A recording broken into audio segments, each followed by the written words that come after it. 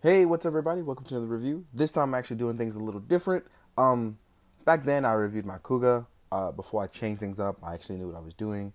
I was really just starting to do reviews, and Kuuga is one of my favorite figures, and I feel like I should go back and review him again later as a new, same piece, just reviewing it later, showing you what's up and how I feel about it. And absolutely, nothing's really changed, but I think my style and the way I do things have. Some things have grown better. Some things I'm still lacking in. But I'm going to try it out with Kuuga, which I feel most comfortable with. So I'm going to jump into review. This comes from the Shinkoucchou Seihou line. And I can never say that right in the first try. I think it's just me. But this is the renewal line of 2.0s brought to you by Bandai. And honestly, this is an amazing looking figure. I mean, it pretty much nails the design and the suit actor of Kuuga, and it looks wonderful. It has a fantastic look, proportioned really well, and especially if you put it up against this 1.0, you realize the 1.0s look terrible and next to their 2.0s. It's just absolutely ridiculous. But it's really cool to be able to see and the function and the real bone sculpture design that it just this that has become this. This line gave way to a lot of new 2.0 lines. As this started way back in 2015, the first one was Kabuto, and they've made improvements since then. And it gave the rise to definitely a lot of new 2.0 technology. That with Dragon Ball and a few other lines, it even has some. It shows in a few of the variable action heroes line. So this is the line that's definitively pushing to the next bit of limits. But let's start with the articulation on Kuuga, right? The head articulation goes back, it goes forward, it tilts left and right. It functions like a real working neck, and then some for a toy. The armor is hindered in a way that shows you how he would look with his chest-plated armor and rotating around. As far as the arm articulation goes, it folds out. The shoulder pads are on the arms. There's bicep swivel. It's real motion that is. Oh, sorry. One thing I want to point out: you rotate the cuffs when you're bending this for articulation. And the reason why is it has a double joint, and as you can see here, it looks and functions very well. Where it folds in again like real body. So throwing elbow shots and posing and defending all look very natural for him, which is very nice. One of the things I really enjoy is that Kuuga has one of these minimal armor types. Not much changes in terms of his stance and armor, so you actually get a really nice bang for your buck in terms of both aesthetic and function. As far as the waist, it actually you can use the pull-up method where you get an extra bit of articulation, gain a little bit of height.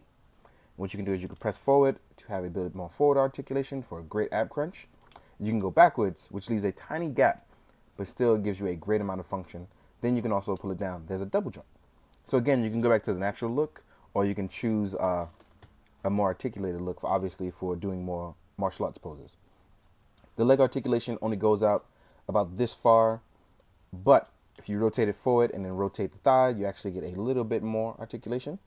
Legs are double jointed, folds in very well and sleek. The ankle pivot is absolutely beautiful as it folds in very, very nicely. And there's a toe pivot as well.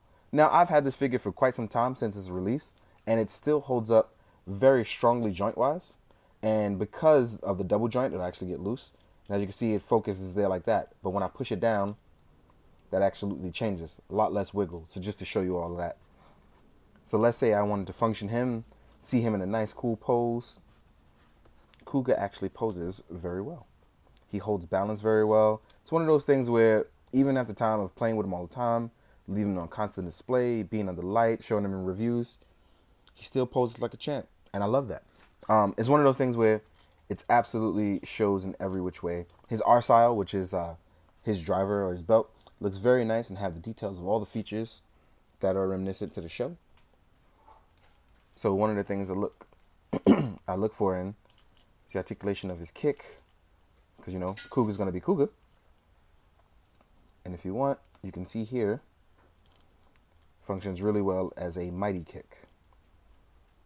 So you actually get a really nice kick going on. If you wanted to do a little more fluid kick, you have this as well. You can rotate it very, very well. He holds up after all this time very well. Real quick, we're gonna go over his accessories again, because nothing's really changed. But again, if you're watching this for the first time, I appreciate you watching. So let's rotate him, make him look nice. Fold these arms down. Make it look good for the camera. Kuuga comes with 2 relaxed palms, which are very nice. They can be used in action, grabbing, holding, things like that. These are the more oriented action hands. These actually can hold items, not very well, but hold them enough. These are his posing hands for when he gets into stance, whether it's changing stance, touching his R style, or prepping for the finisher.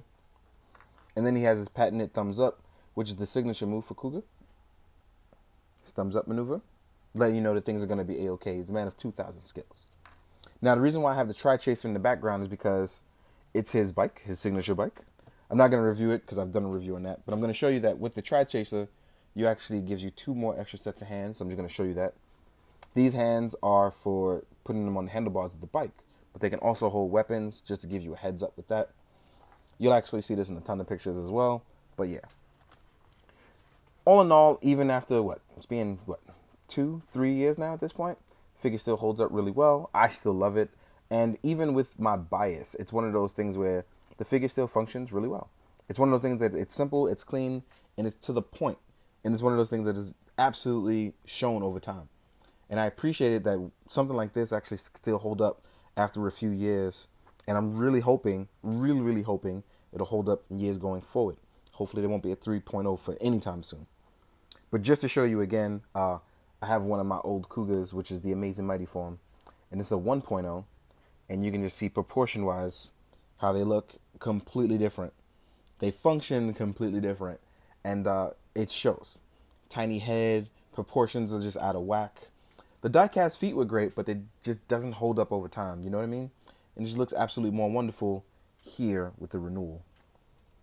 Oop, didn't mean to do that. Got a little too excited. Now, next up, I didn't do this previously, and in the first review, I think I'm going to jump into size comparison, show you some photos at the end, because I didn't have that before. So let's start here. First up is the Marvel Legends Black Panther. Height-wise, Marvel Legends tower over most SHF, but they mix and match very well in action shots. As far as static stuff, it just doesn't do too well because it's sometimes just a little too big. But if we're going by proportions, I mean, you can do just about anything you want. People are different heights. Next up, we have an articulated Icons Ninja. And this actually looks a little bit more to scale proportion-wise. They just happen to be taller. So it looks really good. But again, they're just a tad bit taller, but it looks better proportioned. Next up, we have a synthetic human from 1000 Toys. These actually work well with just about any scale, with the exception being Storm Collectibles, which are a completely different scale. And as you can see, these 3 here look very nice and function very well across from each other. Next up, we have Mythic Legions. Here we're going to do an Orc. And the Orc is actually pretty tall, but Orcs are supposed to be big. So I think this one actually works out pretty nicely. Next up, we have the Mezco 112 Superman. Now, this I didn't expect. I think Superman's a little bit more on the small side. But I don't think this one actually looks bad across the board with each other. Next up, we're doing a Storm Collectibles Rain. And while much bigger, I've totally had these crossover at some point and still absolutely work pretty well. But the Storm Collectible stuff is definitely pretty big. The ninjas are the smallest so far, so they actually work a little bit better. Then we're going to do the Astrobots Apollo. And he's just a big old robot, but he looks like he can function pretty well and work well next to Kuuga. And just so you guys don't think so, here he is next to Kamen Rider Decade, another renewal, and they've worked together in this Decade series. They actually look pretty well. And as you see, Kuuga's a little bit more on the smaller side. So it shows that the little bit of height difference is actually pretty cool. And I like that. In the meantime, guys, I appreciate you watching my Kamen Rider reviews. I appreciate you sticking me through with it because it's my favorite thing. Most of all, I hope you found it informative. Hope you do good, be good, drink your water, guys. Later.